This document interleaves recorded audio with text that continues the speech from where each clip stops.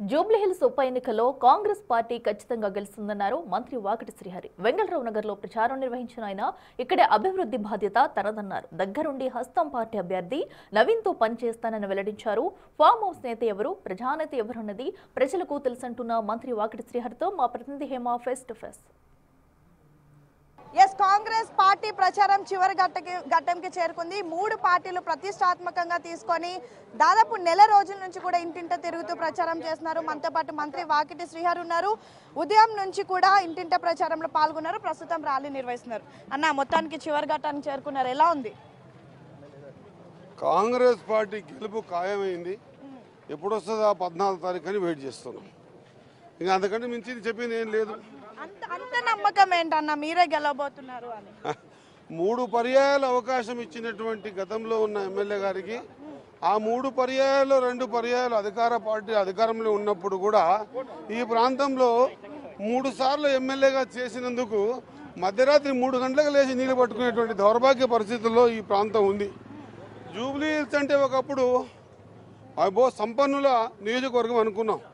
కానీ ఇన్ఛార్జ్గా వచ్చి ఇక్కడ చూసిన తర్వాత తెలిసిందంటే 80% మాస్ కానీ క్లాసు లేనటువంటి ప్రాంతమే ఉంది ఇక్కడ.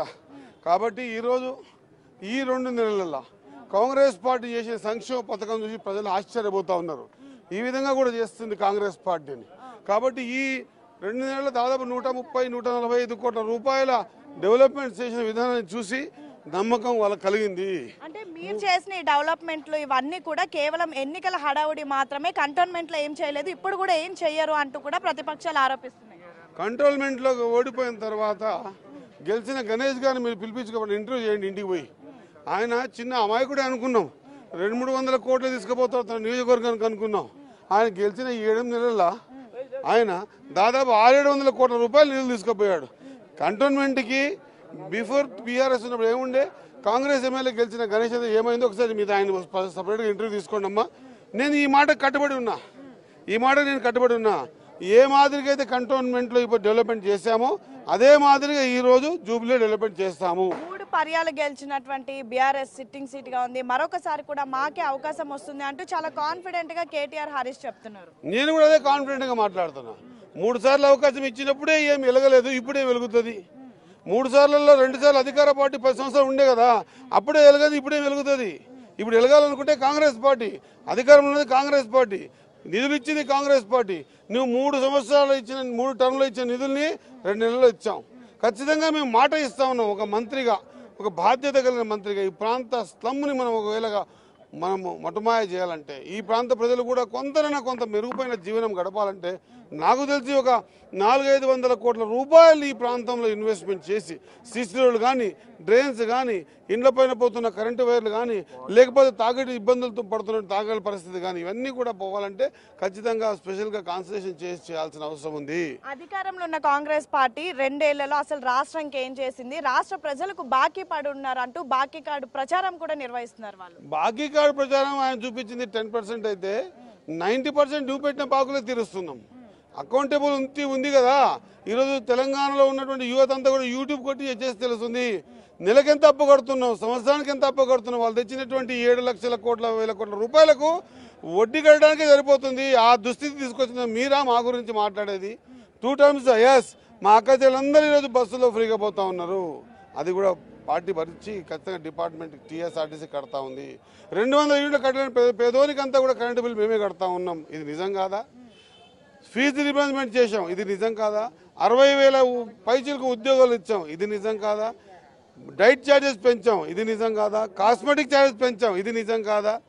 ఈరోజు ఏ అంశం తీసుకున్నా కూడా, ఇంత ఆర్థిక స్థితిగతులు బాగాలేకున్నా కూడా ఈ ప్రాంతం అంతా కూడా, అక్కడ గోదావరి, ఇక్కడ కృష్ణా మధ్యలో ఉన్న తెలంగాణ ప్రాంత రైతులందరూ కూడా సుభిక్షంగా ఉండాలని, గతంలో మాదిరి కాకుండా చారణవంతు కాకుండా ఏకకాలంలో 25 లక్షల రైతులకు 22,000 కోట్ల రూపాయల రుణమాఫీ చేసింది కాంగ్రెస్ కాదా? బోనస్ ఇచ్చింది కాంగ్రెస్ కాదా? ఈరోజు ప్రతి నియోజకవర్గంలో దాదాపు 175 కోట్లతోన నాకు తెలిసి ఇంత ఘనంగా ఏ రాష్ట్రం కూడా చేసి లేకుండొచ్చు.